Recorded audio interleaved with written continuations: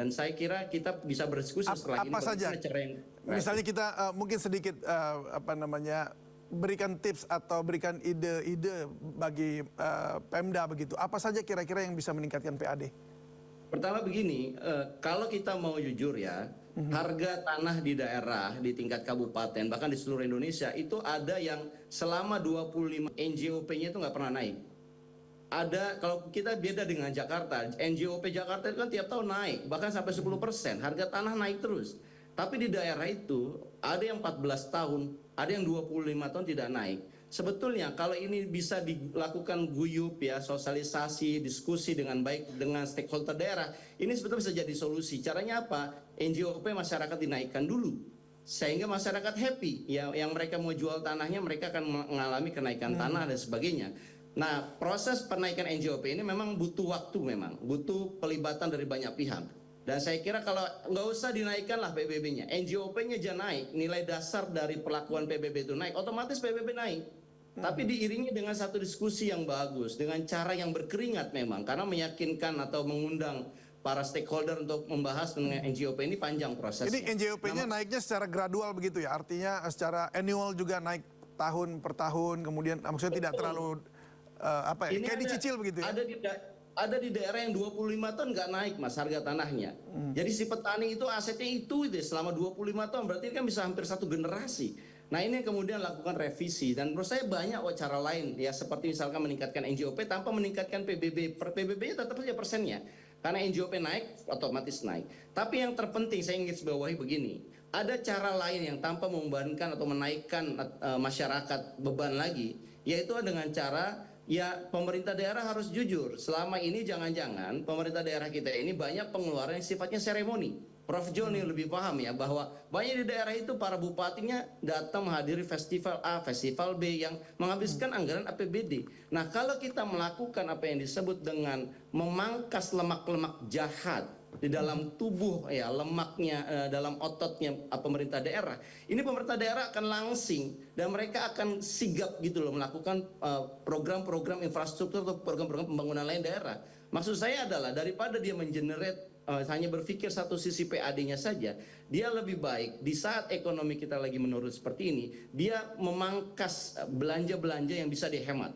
Saya kira belanja yang bisa dihemat ini banyak ya, dan saya kira bisa mengikuti PMK 256 tahun 2025 tentang pemangkasan itu. Ini harus dibuat secara tertib dan disiplin, sehingga ada ruang fiskal APBD itu untuk dilakukan pembangunan dan merealisasikan janji-janji kepala daerah. Begitu David. Ya baik, saya ke Prof. Jo lagi. Kalau dikatakan tadi oleh Mas Ahmad itu bahwa ada kolesterol jahat ini yang justru selalu dinikmatin. Tetapi waktu awal-awal ketika Pak Prabowo mengumpulkan seluruh kepala daerah lalu kemudian masuk ke dalam camp begitu ya, itu sepertinya juga sudah diberitahukan untuk memangkas semuanya, bahkan rapat-rapat juga dikurangi di hotel-hotel dan segala macam, sehingga akhirnya membuat pendapatan di daerah juga turun. Nah, apakah ini masih terus berlangsung? Artinya hal-hal yang tidak perlu ini kemudian masih dihambur-hamburkan begitu di daerah, atau bagaimana sepengetahuan Anda? Ya kalau yang saya amati daerah sudah menurun lah ya, seremonial sudah berkurang, perjalanan dinas ya itu juga sudah tidak banyak, lalu yang pemeliharaan yang harus dilakukan, pengadaan juga turun cukup signifikan. Jadi sebetulnya daerah sudah mengikuti instruksi presiden itu. Nah persoalan yang jadi kisruh ini, rame ini adalah karena kepala daerah punya ambisi nih untuk segera tahun ini juga deliver, bangun ya, janji-janji harus dijalankan, sementara uangnya turun, dari PAD turun karena kemampuan ekonomi masyarakat lemah, lalu kemudian juga dari pusatnya dan transfernya turun. Nah disitulah terjadi jalan pintas menaikkan pajak saja. Baik, sebelum kita lanjutkan, Menteri Keuangan Sri Mulyani Indrawati menyamakan ya, zakat dan wakaf dengan pembayaran pajak. Jadi Sri Mulyani berpendapat manfaat yang dirasakan sama, yakni kembali kepada semua orang yang membutuhkan. Tapi ini karena Menteri Keuangan juga dalam setiap rezeki Anda ada hak orang lain. Caranya hak orang lain itu diberikan, ada yang melalui zakat, ada yang melalui wakaf, ada yang melalui pajak. Dan pajak itu kembali kepada yang membutuhkan. Ya, saya ke Pak Ahmad. Tanggapan Anda mengenai pernyataan Bu Sri Mulyani ini ya. Apa dengan kaitannya dengan begini, kepatuhan pembayaran pajak oleh warga gitu?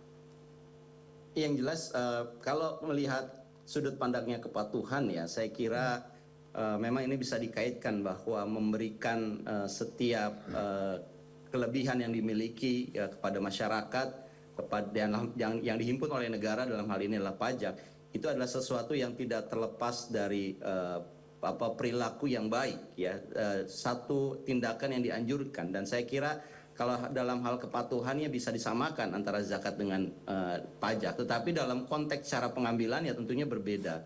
Kalau negara itu punya progresif, PPh kita itu 30%. Tapi kalau dalam zakat, dalam agama itu hanya 2,5%. Jadi secara nominalnya beda.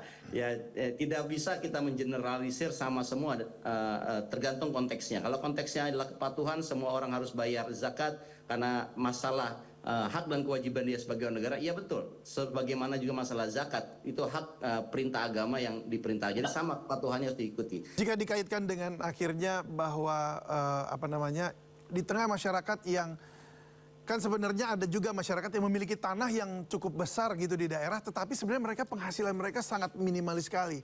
Itu hanyalah warisan-warisan gitu dari orang tua mereka. Dan sehingga ketika dikenakan pajak sebegitu besar, itu mereka tidak sanggup bayar. Nah, lalu untuk seperti orang-orang seperti mereka ini seharusnya seperti apa pemerintah menerapkan pajak ini? Kalau itu menurut saya begini, konteksnya kita melihat ya dalam konteks PBB ya. PBB ini kan pajak terhadap tanah, bumi dan bangunan yang sifatnya adalah dia melekat, dan saya kira besarannya itu diatur ya. Banyak orang yang di daerah itu meskipun dia punya berhektar-hektar, tetapi bisa jadi dia pembayarannya ada 100.000, dan saya kira 100.000 itu kecil dalam konteks sekarang. Tapi kalau naiknya menjadi 250% atau menjadi 1000%, tadi contoh yang diberitakan tadi dia sampai beberapa juta. Ya, kalau 1000% kan berarti dari 100.000 berarti menjadi 10 juta, 1 juta atau sampai 10 juta saya kira. Dan itu kan memberatkan sekali buat masyarakat di daerah. Baik, saya ke Prof. Jo, gimana tanggapan Anda? Apakah Anda juga sepakat demikian atau ada pemikiran lain? Ya, jadi saya punya pikiran ini blunder pemerintah pusat sebetulnya, karena tiba-tiba memangkas dana transfer ke daerah ya yang dibutuhkan oleh banyak daerah, karena potensi atau income dari PAD daerah itu rata-rata rendah. Ya, lebih dari 400 daerah itu tidak mandiri fiskal atau lemah. Nah, oleh karena itu saran saya ke depan nih tahun 2026 nanti pemerintah pusat jangan memotong TKD itu ke daerah seperti pengalaman di 2025 ini. Tolong daerah yang sudah terbatas kemampuan keuangannya itu tetap diberi dukungan dana transfer ke daerah. Nah, sambil diberi bimbingan, pembinaan untuk meningkatkan kemampuan PAD-nya. Nah, itu aja saya kira yang penting kita upayakan. Baik, terima kasih pengamat ekonomi Ahmad Nur Hidayat dan juga Prof. Jo Hermansyah, pakar otonomi daerah.